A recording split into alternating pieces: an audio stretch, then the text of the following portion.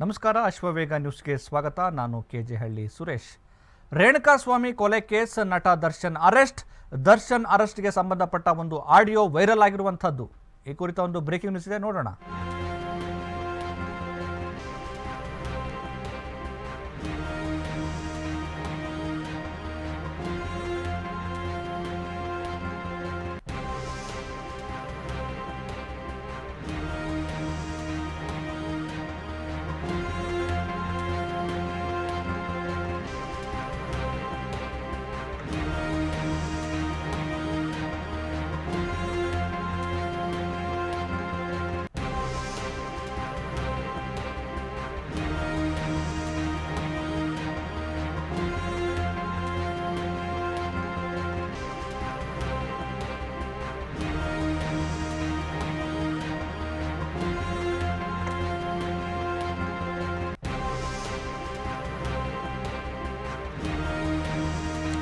ರೇಣುಕಾಸ್ವಾಮಿ ಕೊಲೆ ಕೇಸ್ಗೆ ಸಂಬಂಧಪಟ್ಟ ಹಾಗೆ ನಟ ದರ್ಶನ್ ಅರೆಸ್ಟ್ ಆಗಿರುವಂಥದ್ದು. ಈಗಾಗಲೇ ದರ್ಶನ್ ಅರೆಸ್ಟ್ಗೆ ಸಂಬಂಧಪಟ್ಟ ಒಂದು ಆಡಿಯೋ ಈಗ ಸಾಮಾಜಿಕ ಜಾಲತಾಣಗಳಲ್ಲಿ ವೈರಲ್ ಆಗಿರುವಂಥದ್ದು. ಪೊಲೀಸ್ ಮತ್ತು ವ್ಯಕ್ತಿಯೊಬ್ಬರ ಮಾತು ಎನ್ನಲಾದ ಆಡಿಯೋ ಇದೀಗ ವೈರಲ್ ಆಗಿದೆ. ವೈರಲ್ ಆಡಿಯೋದಲ್ಲಿ ರೇಣುಕಾಸ್ವಾಮಿಯ ಕೊಲೆ ಬಗ್ಗೆ ಚರ್ಚೆ ನಡೆದಿದೆ. ರೇಣುಕಾಸ್ವಾಮಿಯನ್ನ ಕೋಳಿ ತರ ಎಸೆದಿದ್ದಂತೆ ಶೆಡ್ನಲ್ಲಿ ವಾಹನಗಳಿಗೆ ಡಿಕ್ಕಿ ಹೊಡೆಸಿ ಕೊಲೆ ಮಾಡಿದ್ದಾರೆ. ಆತನಿಗೆ 6 ತಿಂಗಳಲ್ಲ, ವರ್ಷ ಆದರೂ ಕೂಡ ಬೇಲ್ ಆಗಲ್ಲ. ಸುಪ್ರೀಂ ಕೋರ್ಟ್ನಲ್ಲೇ ಬೇಲ್ ಮಾಡಿಸ್ಬೇಕು ಅಂತ ಚರ್ಚೆ ನಡೀತಾ ಇದೆ. ಆದರೆ ಅಧಿಕಾರಿಯೇ ಮಾತನಾಡಿದ್ದಾರೆ ಅನ್ನೋ ಮಾಹಿತಿ ಇನ್ನೂ ಕೂಡ ಖಚಿತ ಆಗಿಲ್ಲ. ಅಂದರೆ ರೇಣುಕಾಸ್ವಾಮಿ ಕೊಲೆ ಕೇಸ್ಗೆ ಸಂಬಂಧಪಟ್ಟ ಹಾಗೆ ಸಾಮಾಜಿಕ ಜಾಲತಾಣದಲ್ಲಿ ಒಂದು ಆಡಿಯೋ ವೈರಲ್ ಆಗಿದೆ. ಆ ಆಡಿಯೋ ಒಬ್ಬ ಅಧಿಕಾರಿ ಮತ್ತು ಒಬ್ಬ ಸಾಮಾನ್ಯ ವ್ಯಕ್ತಿ ಜೊತೆ ನಡೆದಿರುವಂಥ ಒಂದು ಸಂಭಾಷಣೆ ಅನ್ನೋ ಥರದಲ್ಲಿ ಇದೆ. ಅದು ನಿಜವಾಗಿಯೂ ಅಧಿಕಾರಿ ಮಾತಾಡಿದ್ದಾರಾ ಅನ್ನುವಂಥ ಖಚಿತ ಮಾಹಿತಿ ಇಲ್ಲದೆ ಇರುವಂಥದ್ದು. ಆದರೆ ಈ ಒಂದು ಪ್ರಕರಣಕ್ಕೆ ದರ್ಶನ್ ರೇಣುಕಾಸ್ವಾಮಿಯ ಕೊಲೆ ಪ್ರಕರಣಕ್ಕೆ ಸಂಬಂಧಪಟ್ಟ ಹಾಗೆ ಆ ಒಂದು ಆಡಿಯೋದಲ್ಲಿ ಒಂದು ಕಾನ್ವರ್ಸೇಷನ್ ನಡೆದಿರುವಂಥದ್ದು. ಇದು 1 ವರ್ಷ ಆದರೂ ಕೂಡ ದರ್ಶನ್ಗೆ ಬೇಲ್ ಸಿಗೋದು ಕಷ್ಟ ಅನ್ನುವಂಥ ಒಂದು ಚರ್ಚೆ ಮಾಡಿದ್ದಾರೆ. ಈ ಒಂದು ಆಡಿಯೋದ ಸತ್ಯಾಸತ್ಯತೆ ಏನು, ನಿಜವಾಗ್ಲೂ ಅವರು ಅಧಿಕಾರಿ ಮಾತಾಡಿದ್ರ, ಏನ್ ಮಾತಾಡಿದ್ದಾರೆ ಆ ಆಡಿಯೋದಲ್ಲಿ ಅನ್ನೋದ್ರ ನೋಡ್ಕೊಂಬರೋಣ ಬನ್ನಿ. ಅಷ್ಟೊಂದು ಎವಿಡೆನ್ಸ್ 302 ಎಫ್ಐಆರ್ ಹೆಸರು ತರಬೇಕಂದ್ರೆ ಸುಮ್ಮನೆ ತರಲ್ಲ. ಇದು ಲೈಫ್ ಅಲ್ವಾ, ಸುಮ್ಮನೆ ಒಂದು ವಾರ್ನಿಂಗ್ ಮಾಡಿ ಬಿಟ್ಬಿಟ್ಟು ಇದು ಆಗೋಗಿತ್ತು. ಹುಡುಗರು ಮಾಡಿದ್ದಾರೆ ಅಂತಾರೆ, ನಿಜನಾ? ಯಾರು ಆ ಹುಡುಗರ? ಎಲ್ರೂ ಸೇರಿ ಹೊಡೆದಿರೋದು, ಬರೆಯಲ್ಲ ಹಾಕಿ ಯಾರಲ್ಲ, ಕಬ್ಬನ ಕಾಯಿಸಿ ಬರೆ ಹಾಕಿ ಅದು ಮಾಡಿ ಇದು ಮಾಡಿ, ಲಾರಿಗೆ ತಲೆಗೆ ಹೊಡೆದು ಎಲ್ಲ ಮಾಡಿ. ಲಾರಿಗ ಅಲ್ಲಿ ಸೀಸಿಂಗ್ ಗಾಡಿಗಳಿರುತ್ತೆ, ಲಾರಿ, ಬಸ್ಗಳು, ಆಟೋಗಳು, ಅದೆಲ್ಲ ಇವನಿರ ಯೂಸ್ ಬಾಡಿಗೆ ಅವನಿರ ಚಿಕ್ಕ ಹುಡುಗನ್ಗೆ ಒಳ್ಳೆ ಇದು ಒಂದು ಕೋಳಿ ಎತ್ಕೊಂಡು ಎಸಿಯಂಗೆ ಎಸಿತಾನೆ ಗೋಡೆಗೆ. ಯಾರು? ದರ್ಶನ್. ವಿಡಿಯೋ ಇದೆಯಾ? ಎಲ್ಲ CC ಕ್ಯಾಮ್ರಾ ರೆಕಾರ್ಡಿಂಗ್ ಇದೆ. ಹೌದಾ? ಇಲ್ಲಾಂದ್ರೆ ಸುಮ್ನೆ ಎಂತ ಹೈ ಪ್ರೆಷರ್ ಗೊತ್ತಾ, ಇನ್ಫ್ಲುಯೆನ್ಸ್ಗಳು. ಹೌದಾ? ಎಷ್ಟು ಇನ್ಫ್ಲುಯೆನ್ಸ್ಗಳು ಗೊತ್ತಾ, ಅವ್ನ ಅರೆಸ್ಟ್ ಮಾಡಬಾರ್ದು. ಕಾಂಗ್ರೆಸ್ ಇರಲ್ಲ ಫೇವರ್ ಆಗಿ, ಯಾಕಂದ್ರೆ ಈಸ್ ಅಗೇನ್ಸ್ಟ್ ಇರಲ್ಲ. ಹೌದು. ಅಲ್ಲ, ಇಲ್ಲಿ ಬಂದ್ಬಿಟ್ಟು ಯಾರು ರಾಜಕೀಯ ತಂದಿಲ್ಲ, ಬಟ್ ಇನ್ಫ್ಲುಯೆನ್ಸ್ ಜಾಸ್ತಿ ಪ್ರೆಷರ್ ಬಂತು. ಸಿಪಿ ಸಾಹೇಬ್ರಿಗೆ ಜಾಸ್ತಿ ಪ್ರೆಷರ್ ಬಂತು, ಅರೆಸ್ಟ್ ಮಾಡ್ಬೇಡಿ ಅಂದ್ಬಿಟ್ಟು. ಯಾವ್ದಕ್ಕೂ ಜಗ್ಗಿಲ್ಲ, ಎತ್ತಾಕೊಂಡ್ ಬಂದಿದೆ. ಸ್ಟ್ರಾಂಗ್ ಆಯ್ತು, ತುಂಬಾ ಸ್ಟ್ರಾಂಗ್. ಇನ್ನು ಇವತ್ತಿಂದ ಆಟ ಸ್ಟಾರ್ಟ್ 6 ದಿವಸ. ಇವತ್ತೇನೆಲ್ಲ ಮೆಟಲ್ ರಿಕವರಿ ಮಾಡಕ್ ಹೋಗ್ಬೇಕು, ಆಮೇಲೆ ಮಾಜರ್ ಮಾಡ್ಬೇಕು, ಎಲ್ಲ ಮಾಡ್ಬೇಕು. ಅದು ಇಲ್ಲಿ ಹೊಡೆದಕ್ಕೇನೆ ಸತ್ತಿರೋದಲ್ಲ ಅವನು. ಹೌದು. ಸಿಕ್ಕಾಪಟ್ಟೆ ಟಾರ್ಚರ್ ಮಾಡಿದಾರೆ ಬಸ್, ರಾಡಲ್ ಹೊಡೆದು ಅದು ಹೊಡೆದು. ನಿಂಗ ಬೌನ್ಸರ್ಗಳು ಹೊಡಿಯಾಟ್ಗಳು ತಡಿಯಕ್ಕಾಗತ್ತಾ? ಆ ಚಿಕ್ಕ ಹುಡುಗ ನೋಡಿ ಎಲ್ಲ ಕುಡಿಬಿಟ್ಟು ಬಂದು ಎಲ್ಲ ಮಾಡೋದು. ಸುಮ್ನೆ ವಾರ್ ಮಾಡ್ಬಿಟ್ಟಿಲ್ಲ, ಒಂದು ಸ್ಟೇಷನ್ ಕಂಪ್ಲೇಂಟ್ ಕೊಟ್ಟಿದ್ರೆ ಆಗೋಗಿತ್ತಪ್ಪ. ಕರೆದು ವಾರ್ ಮಾಡಿ ಆಗುತ್ತಾ ಇಲ್ಲ ಅಂದ್ರೆ ಇವನು ಬೌನ್ಸರ್ ಮಾಡಿದ್ರೆ ಆಗುತ್ತಾ? ಅರ್ಥ ಆಗಿಲ್ಲ ನನ್ಗೆ. ಎಲ್ರು ಬಂದ್ಬಿಟ್ಟು ದುಂಬಿನ ಇದು ದುಂಬಿ 13 ಜನ ಸೇರಿದಾರಲ್ಲ, ಒಬ್ಬರು ಅಂತ ಬರಲ್ಲ. ಬಟ್ ಬೇಲ್ ಸಿಗೋದು ತುಂಬಾ ಕಷ್ಟ. ಹೌದಾ? 1 ವರ್ಷ ಹೇಳ್ಕೊಂಡು ಹೋಗ್ತದೆ ಬೇಲ್. 1 ವರ್ಷ ಮಿನಿಮಮ್ ಅಂದ್ರೆ 3 ತಿಂಗಳು ಹೊರ ಬರಲ್ಲ. 3 ತಿಂಗಳು 6 ತಿಂಗಳು ಹೊರಗೆ ಬರಲ್ಲ. ಹೌದಾ? ಸುಪ್ರೀಂ ಕೋರ್ಟ್ಗೆ ಹೋಗ್ಬೇಕು ಇವನು. ಸುಪ್ರೀಂ ಕೋರ್ಟ್ ಬೆಲ್ ಸಿಗಲ್ಲ, ಹೈಕೋರ್ಟ್ಗೂ ಸಿಗಲ್ಲ. ಹೌದಾ? ಪೋಸ್ಟ್ ಮಾರ್ಟಮ್ ಅಲ್ಲಿ ಎಷ್ಟು ಭೀಕರ ಆಗಿದೆ ಗೊತ್ತಾ?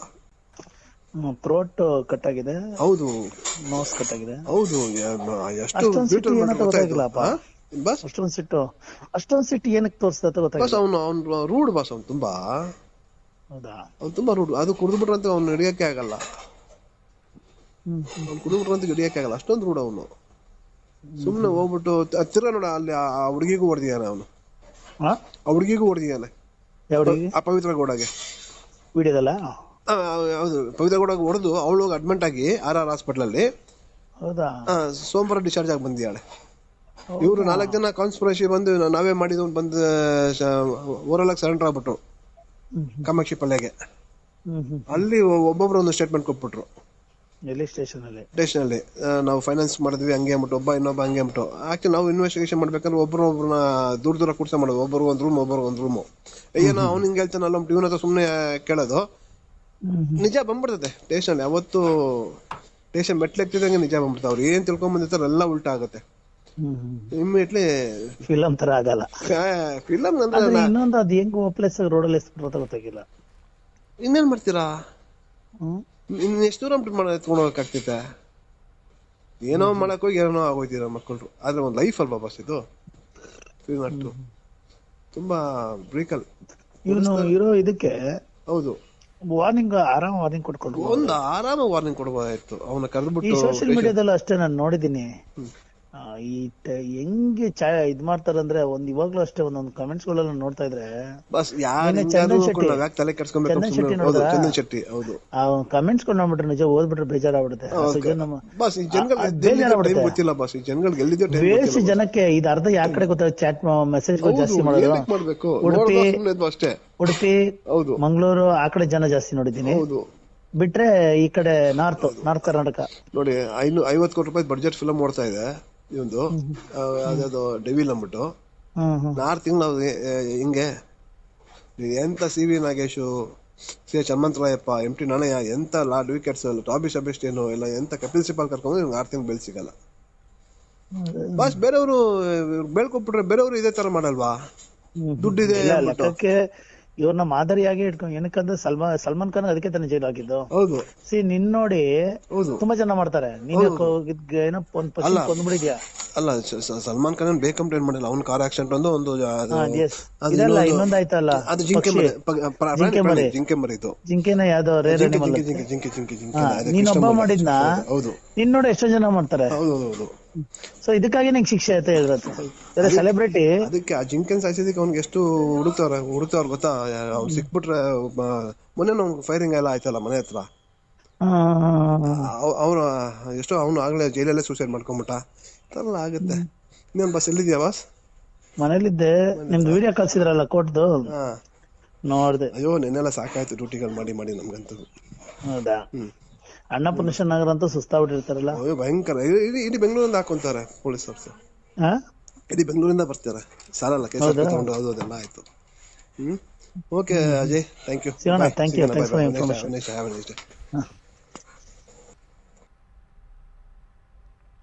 ಪೊಲೀಸ್ ಅಧಿಕಾರಿ ಎನ್ನಲಾದ ಮತ್ತು ಅಪರಿಚಿತ ವ್ಯಕ್ತಿಯೊಂದಿಗೆ ನಡೆದಿರುವಂಥ ಈ ಆಡಿಯೋ ಸಂಭಾಷಣೆ ದರ್ಶನ್ ರೇಣುಕಾಸ್ವಾಮಿ ಕೊಲೆ ಪ್ರಕರಣದಲ್ಲಿ ದರ್ಶನ್ ಭಾಗಿಯಾಗಿದ್ದಾರೆ ಅನ್ನುವಂಥ ಏನು ಪ್ರಕರಣ ನಡೀತಾ ಇದೆಯಲ್ಲ, ಅದಕ್ಕೆ ಸಂಬಂಧಪಟ್ಟ ಹಾಗೆ ಆ ಪ್ರಕರಣದ ಅಧಿಕಾರಿ ಅನ್ನೋ ರೀತಿಯಲ್ಲಿ ಮಾತಾಡಿದ್ದಾರೆ. ದರ್ಶನ್ಗೆ ಬೇಲ್ ಸಿಗೋದು ಕಷ್ಟ ಅನ್ನೋ ರೀತಿಯಲ್ಲಿ ಚರ್ಚೆ ನಡೆದಿರುವಂಥದ್ದು. ಒಟ್ಟಾರೆ ಈ ಒಂದು ಪ್ರಕರಣ ಅತ್ಯಂತ ಗಂಭೀರ ಸ್ವರೂಪವನ್ನು ಪಡೆದಿರೋದ್ರಿಂದ ಅವ್ರು ಹೇಳೋ ಹಾಗೆ ದರ್ಶನ್ಗೆ ಸದ್ಯಕ್ಕಂತೂ ಬೇಲ್ ಸಿಗೋ ಸಾಧ್ಯತೆಗಳು ತುಂಬ ಕಡಿಮೆ ಇದೆ. ಸೊ ನೋಡಬೇಕು. ಪೊಲೀಸ್ ಅಧಿಕಾರಿ ಮತ್ತು ಅಪರಿಚಿತ ವ್ಯಕ್ತಿಯ ಜೊತೆ ನಡೆದಿರುವಂಥ ಈ ಸಂಭಾಷಣೆ ಸಾಮಾಜಿಕ ಜಾಲತಾಣಗಳಲ್ಲಿ ಸಖತ್ತು ವೈರಲ್ ಆಗಿರುವಂಥದ್ದು.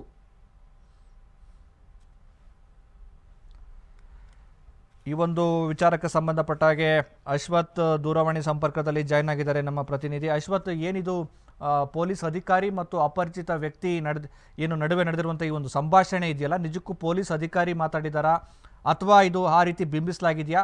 ಒಟ್ಟಾರೆ ಈ ಒಂದು ಪ್ರಕರಣದ ಗಂಭೀರ ಸ್ವರೂಪ ಈ ಒಂದು ಆಡಿಯೋದಲ್ಲಿ ಗೊತ್ತಾಗುವಂಥದ್ದು.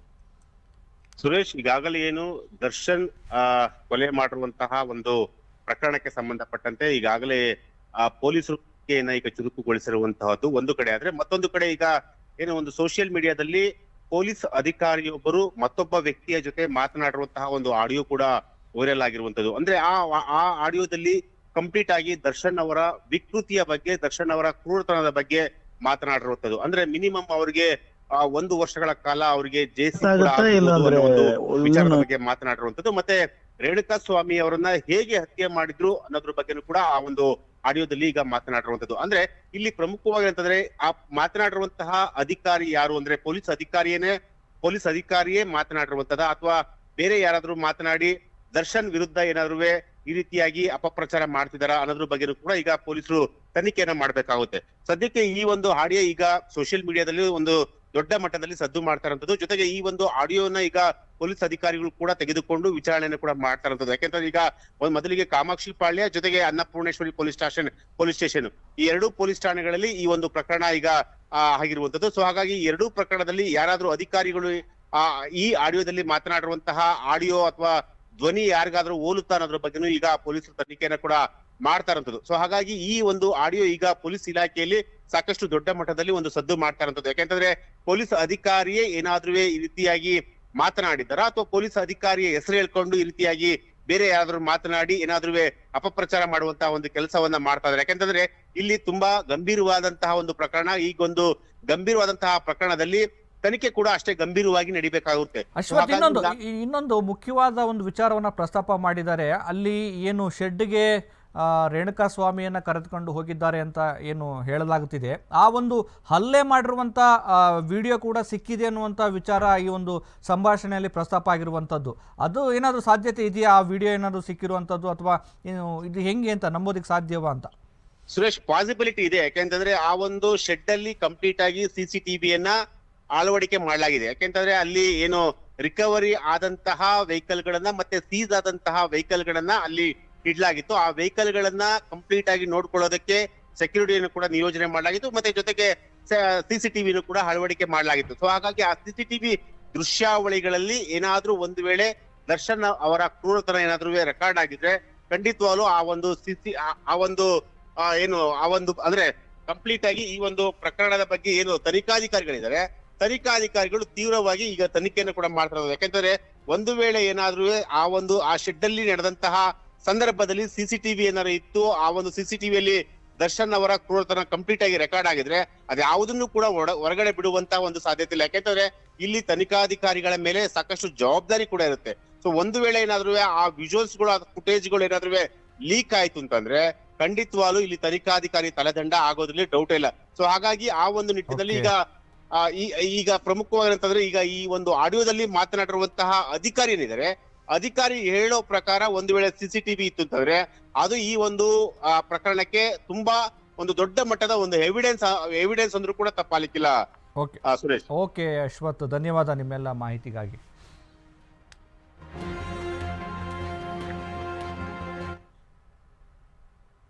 ಈ ಒಂದು ಪ್ರಕರಣಕ್ಕೆ ಸಂಬಂಧಪಟ್ಟ ಹಾಗೆ ಮತ್ತೊಂದು ಬ್ರೇಕಿಂಗ್ ನ್ಯೂಸ್ ಬರ್ತಾ ಇದೆ.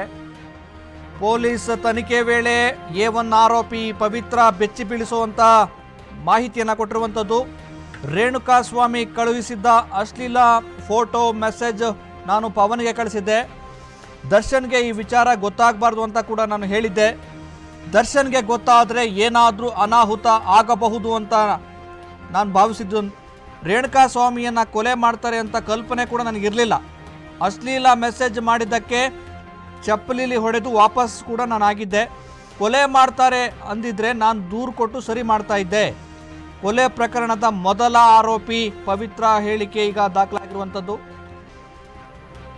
ರೇಣುಕಾ ಸ್ವಾಮಿ ಕೊಲೆ ಪ್ರಕರಣಕ್ಕೆ ಸಂಬಂಧಪಟ್ಟ ಹಾಗೆ ಈ ಒಂದು ಪ್ರಕರಣದ A1 ಆರೋಪಿಯಾಗಿರುವ ಪವಿತ್ರ ಗೌಡ ಇದೀಗ ಪೊಲೀಸರಿಗೆ ಒಂದು ಸ್ಫೋಟಕ ಮಾಹಿತಿಯನ್ನು ಕೊಟ್ಟಿರುವಂಥದ್ದು. ರೇಣುಕಾ ಸ್ವಾಮಿ ತನಗೆ ಕಳುಹಿಸಿದ್ದ ಅಶ್ಲೀಲ ಮೆಸೇಜ್ ಮತ್ತು ಫೋಟೋವನ್ನು ನಾನು ಪವನ್ಗೆ ಕಳಿಸಿದ್ದೆ. ಪವನ್ ದರ್ಶನ್ಗೆ ಗೊತ್ತಾಗಬಾರ್ದು ಅಂತ ಹೇಳಿದ್ದೆ, ಆದರೂ ಕೂಡ ಗೊತ್ತಾಯಿತು. ಸೊ ಈ ಒಂದು ಪ್ರಕರಣಕ್ಕೆ ಸಂಬಂಧಪಟ್ಟಾಗೆ ರೇಣುಕಾ ಸ್ವಾಮಿಯನ್ನು ಶೆಡ್ಗೆ ಕರೆತಂದ ಸಂದರ್ಭದಲ್ಲಿ ನಾನು ಚಪ್ಪಲಿಯಿಂದ ಹೊಡೆದು ವಾಪಸ್ಸಾಗಿದ್ದೆ. ಆದರೆ ಅವನು ಕೊಲೆ ಮಾಡೋ ಮಟ್ಟಕ್ಕೆ ಇವರೆಲ್ಲ ಹೋಗ್ತಾರೆ ಅಂತ ಗೊತ್ತಿದ್ರೆ ನಾನು ಕಂಪ್ಲೇಂಟ್ ಕೊಡ್ತಾ ಇದ್ದೆ ಅಂತೇಳಿ ಪೊಲೀಸ್ ತನಿಖೆಯ ವೇಳೆ ಎಲ್ಲ ಮಹತ್ವದ ಮಾಹಿತಿಗಳನ್ನು A1 ಆರೋಪಿಯಾಗಿರುವ ಪವಿತ್ರ ಗೌಡ ಹಂಚಿಕೊಂಡಿರುವಂಥದ್ದು.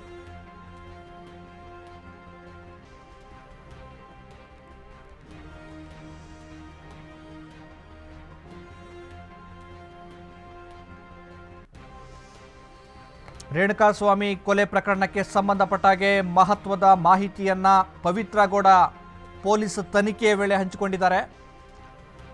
ರೇಣುಕಾಸ್ವಾಮಿ ಕಳುಹಿಸಿದ್ದಾರೆ ಎನ್ನಲಾದ ಅಶ್ಲೀಲ ಮೆಸೇಜ್ ಮತ್ತು ಫೋಟೋವನ್ನು ಅವರ ಸಹಾಯಕರಾಗಿದ್ದಂಥ ಪವನ್ಗೆ ಇವರು ಹಂಚಿಕೊಂಡಿದ್ರು. ಆದರೆ ಯಾವುದೇ ಕಾರಣಕ್ಕೂ ದರ್ಶನ್ಗೆ ಈ ವಿಚಾರ ಗೊತ್ತಾಗಬಾರ್ದು ಅಂತ ಅವರು ಮೊದಲೇ ಹೇಳಿರ್ತಾರೆ ಪವಿತ್ರ ಗೌಡ. ಆನಂತರ ದರ್ಶನ್ಗೆ ಗೊತ್ತಾಗುತ್ತೆ.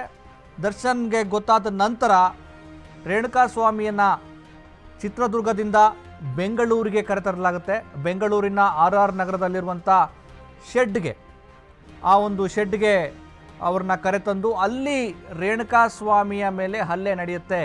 ನಾನು ಆ ಸಂದರ್ಭದಲ್ಲಿ ಇದ್ದೆ. ರೇಣುಕಾಸ್ವಾಮಿಗೆ ನಾನು ಚಪ್ಪಲಿಯಿಂದ ಹೊಡೆದು ವಾಪಸ್ ಬಂದೆ. ಆದರೆ ರೇಣುಕಾಸ್ವಾಮಿಯನ್ನು ಇವರೆಲ್ಲರೂ ಕೊಲೆ ಮಾಡ್ತಾರೆ ಅಂತ ನಾನು ಅಂದುಕೊಂಡಿರಲಿಲ್ಲ. ಸೊ ಒಂದು ರೀತಿ ಈ ರೀತಿ ಆಗುತ್ತೆ ಅಂತ ನನಗೆ ಗೊತ್ತಾಗಿದ್ದರೆ ನಾನು ಬರೀ ಕಂಪ್ಲೇಂಟ್ ಕೊಟ್ಟು ಸುಮ್ಮನಾಗ್ತಾ ಇದ್ದೆ ಅಂಥೇಳಿ ಮಹತ್ವದ ಪ್ರಕರಣಕ್ಕೆ ಸಂಬಂಧಪಟ್ಟ ಹಾಗೆ ಮಹತ್ವದ ಮಾಹಿತಿಯನ್ನು ಈ ಪ್ರಕರಣದ A1 ಆರೋಪಿಯಾಗಿರುವ ಪವಿತ್ರ ಗೌಡ ಪೊಲೀಸರಲ್ಲಿ ಹಂಚಿಕೊಂಡಿರುವಂಥದ್ದು.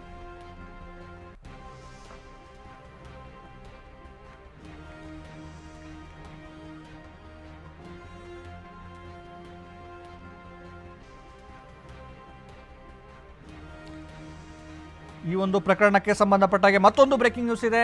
ರೇಣುಕಾಸ್ವಾಮಿ ಕೊಲೆ ಕೇಸ್ನ A2 ಆರೋಪಿ ದರ್ಶನ್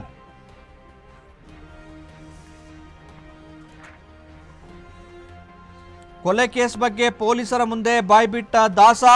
ಪವಿತ್ರಾಗೆ ಅಶ್ಲೀಲ ಮೆಸೇಜ್ ಮಾಡಿರೋದು ಗೊತ್ತಾಯಿತು. ಪವಿತ್ರ ಮನೆ ಕೆಲಸದ ಪವನ್ನಿಂದ ಈ ವಿಚಾರ ನನಗೆ ಗೊತ್ತಾಯಿತು. ರೇಣುಕಾಸ್ವಾಮಿಯನ್ನ ಕರೆತರುವಂತೆ ಸೂಚನೆ ಕೊಟ್ಟಿದ್ದೆ.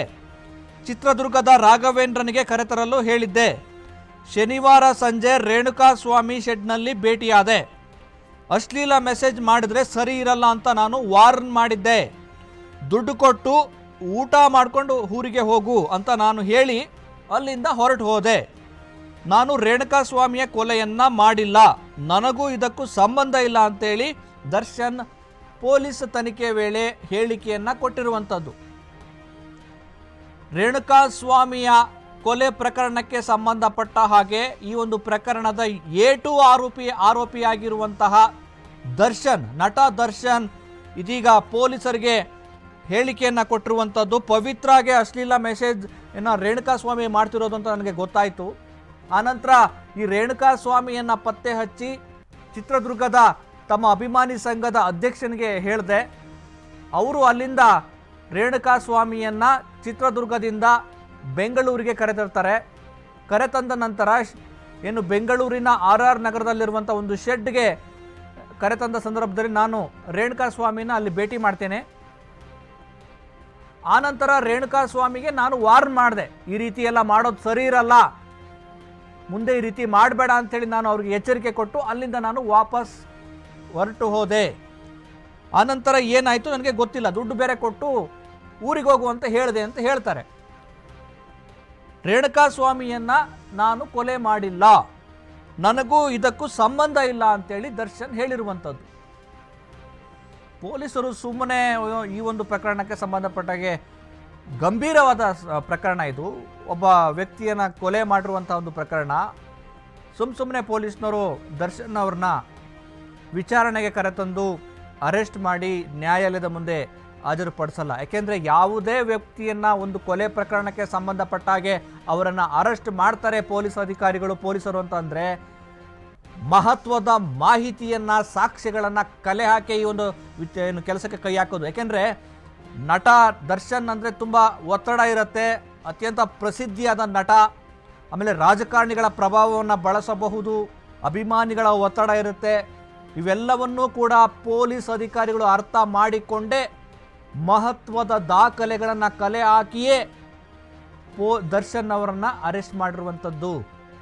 ಆದರೆ ದರ್ಶನ್ ಈ ಒಂದು ಪ್ರಕರಣದ A2 ಆರೋಪಿಯಾಗಿರುವಂಥ ದರ್ಶನ್, ನನಗೂ ಇದಕ್ಕೂ ಸಂಬಂಧ ಇಲ್ಲ, ನಿಜ, ನನಗೆ ಏನು ರೇಣುಕಾಸ್ವಾಮಿ ಪವಿತ್ರ ಗೌಡಗೆ ಮೆಸೇಜ್ ಮಾಡ್ತಿರೋದು, ಅಶ್ಲೀಲ ಮೆಸೇಜ್ ಮಾಡ್ತಿರೋದು ನನಗೆ ಗೊತ್ತಾಯಿತು. ಹಾಗಾಗಿ ಅವರನ್ನು ಕರೆಸಿದ್ದು ನಿಜ. ಕರೆಸಿದ ಮೇಲೆ ಅವ್ರನ್ನ ಭೇಟಿ ಮಾಡಿದ್ದು ನಿಜ, ಭೇಟಿ ಮಾಡಿ ಈ ರೀತಿ ಮಾಡಬೇಡಿ ಅಂತ ಹೇಳಿದ್ದು ನಿಜ. ಈ ಒಂದು ಪ್ರಕರಣಕ್ಕೆ ಸಂಬಂಧಪಟ್ಟಾಗ ಹೆಚ್ಚಿನ ಮಾಹಿತಿಯನ್ನ ನಮ್ಮ ಪ್ರತಿನಿಧಿ ವಿವೇಕ್ ದೂರವಾಣಿ ಸಂಪರ್ಕದ ಮೂಲಕ ಕೊಡ್ತಾರೆ. ವಿವೇಕ್, ಏನೀಗ ದರ್ಶನ್ ಒಂದು ಕಡೆ ಗಂಭೀರ ಸ್ವರೂಪದ ಪ್ರಕರಣ ಇದು, ಅವ್ರನ್ನ ಅರೆಸ್ಟ್ ಮಾಡಾಗಿದೆ, ವಿಚಾರಣೆ ನಡೀತಾ ಇದೆ. ಆದರೆ ನನಗೂ ಇದಕ್ಕೂ ಸಂಬಂಧ ಇಲ್ಲ, ವಾರನ್ ಅಷ್ಟೇ ಮಾಡಿದ್ದೆ ಅಂತ ಹೇಳ್ತಿದ್ದಾರೆ. ಏನಿದೆ ಅಪ್ಡೇಟ್ಸ್? ಎಸ್ ಸುರೇಶ್, ಮೊನ್ನೆ ಅಷ್ಟೇ ಅರೆಸ್ಟ್ ಆಗಿದ್ದು ದರ್ಶನ್ ಮತ್ತು ಅವರ ಗ್ಯಾಂಗ್ ಹಾಗೂ ಪವಿತ್ರ ಗೌಡ ಕೂಡ ಈ ಕೊಲೆ ಪ್ರಕರಣದಲ್ಲಿ ಆರೋಪಿಯಾಗಿ ಅರೆಸ್ಟ್ ಕೂಡ ಆಗಿದ್ರು. ಇವತ್ತಿಗೆ ಮೂರ್ ದಿನ ಕಳೆದಿದೆ. 4ನೇ ದಿನ ವಿಚಾರಣೆ ಕೂಡ ಆರಂಭವಾಗಿದೆ. ಇವತ್ತಿನ ವಿಚಾರಣೆ ಪ್ರಮುಖವಾಗಿ ಯಾವ ರೀತಿ ಪೊಲೀಸರು ನಡೆಸ್ತಿದ್ದಾರೆ ಅಂದ್ರೆ, ಯಾವ ಸಾಕ್ಷಿಗಳನ್ನೆಲ್ಲ ಕಲೆಕ್ಟ್ ಮಾಡಿದ್ದಾರೆ, ಆ ಸಾಕ್ಷಿಗಳನ್ನೆಲ್ಲ ಮುಂದೆ ಇಟ್ಕೊಂಡು ಫೇಸ್ ಟು ಫೇಸ್ ಇಂಟ್ರಾಗೇಷನ್ ಅನ್ನ ಕೂಡ ಶುರು ಮಾಡಿದ್ದಾರೆ. ಈ ಸಂದರ್ಭದಲ್ಲಿ ದರ್ಶನ್ ಅವರು ಹೇಳುವಂತ ಮಾತುಗಳು, ಅವ್ರಿಗೆ ಈಗಾಗಲೇ A2 ಆರೋಪಿಯನ್ನಾಗೂ ಕೂಡ ಮಾಡಿದ್ದಾರೆ. ಅವ್ರು ಹೇಳೋದು, ಈ ಪ್ರಕರಣದಲ್ಲಿ ಪವಿತ್ರ ಗೌಡನಿಗೆ ಅಶ್ಲೀಲವಾಗಿ ಮೆಸೇಜ್ ಮಾಡ್ತಿದ್ದ ರೇಣುಕಾ ಸ್ವಾಮಿ, ಆ ಹಿನ್ನೆಲೆಯಲ್ಲಿ ನಾನು ನನ್ನ ಸಂಘದ fans association Chitradurga fans association ಅಧ್ಯಕ್ಷ ಆದಂತ ರಘು ಅವ್ರಿಗೆ ಹೇಳಿದೆ. ಅವರು ಕೂಡ ಇಲ್ಲಿ ಕರೆತರ್ತಾರೆ ಪಟ್ಟಣಗಿರಿ ಶೆಡ್ಗೆ ನಾನು ಕೂಡ ಭೇಟಿ ನೀಡ್ತೀನಿ. ರೇಣುಕಾ ಸ್ವಾಮಿಗೆ ಯಾವುದೇ ರೀತಿಯ ಹಲ್ಲೆ ಕೂಡ ನಡೆಸಲ್ಲ. ಅವರಿಗೆ ಜಸ್ಟ್ ಒಂದು ವಾರ್ನಿಂಗ್ ಕೊಡ್ತೀನಿ, ಈ ರೀತಿ ಮಾಡುವ ತಪ್ಪು ಅಂತ ಹೇಳಿ ವಾರ್ನಿಂಗ್ ಕೂಡ ಕೊಡ್ತೀನಿ. ವಾರ್ನಿಂಗ್ ಕೊಟ್ಟ ನಂತರ ಅವ್ರ ಕೈಗೆ ನಾನು ಹಣ ಕೂಡ ಕೊಡ್ತೀನಿ, ಹಣ ಕೊಟ್ಟು ಊಟ ಮಾಡ್ಕೊಂಡು ಹೊರಡು, ಈ ರೀತಿ ಮತ್ತೆ ಮಾಡಿದ್ರೆ ಸರಿ ಇರಲ್ಲ ಅಂತ ಈ ರೀತಿಯಾದ ವಾರ್ನಿಂಗ್ ನಾನು ಕೊಡ್ತೀನಿ. ಇದೆಲ್ಲ ವಾರ್ನಿಂಗ್ ಕೊಟ್ಟ ನಂತರ ನಾನು ಅಲ್ಲಿಂದ ಹೊರಡ್ತೀನಿ. ಅದ್ರ ಮುಂದೆ ಯಾವ ರೀತಿ ಇದು ಮುಂದುವರೆದಿದೆ, ಅವನಿಗೆ ಸಾಯಿಸಿದಾರ, ಏನಾಗಿದೆ, ಇದ್ರ ಬಗ್ಗೆ ನನಗ್ ಗೊತ್ತಿಲ್ಲ ಅನ್ನೋ ಒಂದು ಮಾತುಗಳನ್ನು ಕೂಡ ದರ್ಶನ್ ಅವರು ಇವತ್ತು ಪೊಲೀಸ್ ಅವ್ರ ಮುಂದೆ ನೇರವಾಗಿ ಹೇಳಿರುವಂತದ್ದು. ಸುರೇಶ್, ಓಕೆ, ಧನ್ಯವಾದ ವಿವೇಕ್ ನಿಮ್ಮೆಲ್ಲ ಮಾಹಿತಿಗೆ.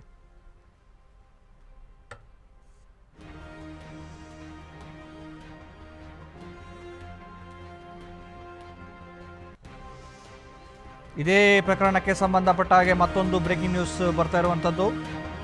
ಅನ್ನಪೂರ್ಣೇಶ್ವರಿ ಠಾಣೆ ಮುಂದೆ ಶಾಮಿಯಾನ ವಿಚಾರ, ಸಮಸ್ಯೆ ಏನಾಗಿದೆ ಬಗೆಹರಿಸಲು ಹೇಳುತ್ತೇನೆ, ಜನರ ಹಿತದೃಷ್ಟಿಯಿಂದ ಕ್ರಮ ಕೈಗೊಳ್ಳಲು ಹೇಳುವೆ, ಪೊಲೀಸರಿಗೆ ಹೇಳ್ತೇನೆ ಅಂತ ಗೃಹ ಸಚಿವರು ಪ್ರತಿಕ್ರಿಯೆ ಕೊಟ್ಟಿರುವಂಥದ್ದು. ರೇಣುಕಾಸ್ವಾಮಿ ಕೊಲೆ ಪ್ರಕರಣಕ್ಕೆ ಸಂಬಂಧಪಟ್ಟ ಹಾಗೆ ಈಗಾಗಲೇ ಪೊಲೀಸ್ ವಶಕ್ಕೆ ದರ್ಶನ್ ಮತ್ತು ಅವರ ಗ್ಯಾಂಗ್ ಅನ್ನು ಪಡೆದುಕೊಳ್ಳಲಾಗಿದೆ. ಸೊ ಅನ್ನಪೂರ್ಣೇಶ್ವರಿ ಪೊಲೀಸ್ ಠಾಣೆಯಲ್ಲಿ ದರ್ಶನ್ ಮತ್ತು ಅವರ ಗ್ಯಾಂಗ್ ಅನ್ನು ವಿಚಾರಣೆ ನಡೆಸುವಂಥ ಸಂದರ್ಭದಲ್ಲಿ ಸ್ಟೇಷನ್ನ ಸುತ್ತಮುತ್ತ ಶಾಮಿಯನ್ನ ಹಾಕಿರುವಂಥದ್ದು. ಸೊ ಇದು ಸಾಮಾಜಿಕ ಜಾಲತಾಣಗಳಲ್ಲಿ ಕೊಟ್ಟು ಎಲ್ಲ ಮಾಧ್ಯಮಗಳು ಕೂಡ ಈ ಒಂದು ಪೊಲೀಸರ ನಡೆಯ ವಿರುದ್ಧ ಅಸಮಾಧಾನವನ್ನು ವ್ಯಕ್ತಪಡಿಸಿರುವಂಥದ್ದು. ಯಾಕೆಂದರೆ ಈಗ ಅವರೆಲ್ಲರೂ ಕೂಡ ಕೊಲೆ ಪ್ರಕರಣದ ಆರೋಪಿಗಳನ್ನು ವಿಚಾರಣೆ ನಡೆಸೋದಕ್ಕೋಸ್ಕರ ಸ್ಟೇಷನ್ನ ಸುತ್ತಮುತ್ತ 144 ಸೆಕ್ಷನನ್ನು ಜಾರಿ ಮಾಡಿ ಶಾಮಿಯಾನ ಹಾಕಿಸಿ ಆ ರೀತಿ ವಿಚಾರಣೆ ನಡೆಸುವಂಥ ಅಗತ್ಯ ಆದರೂ ಏನು? ಅವರೇನು VIP-ಗಳ? ಅವ್ರಿಗೆ ಯಾಕೆ ಅಂಥ ರಾಜಾತಿಥ್ಯವನ್ನು ಪೊಲೀಸರು ಕೊಡ್ತಾ ಇದ್ದಾರೆ? ಇದರ ಅಗತ್ಯತೆ ಇದೆಯಾ?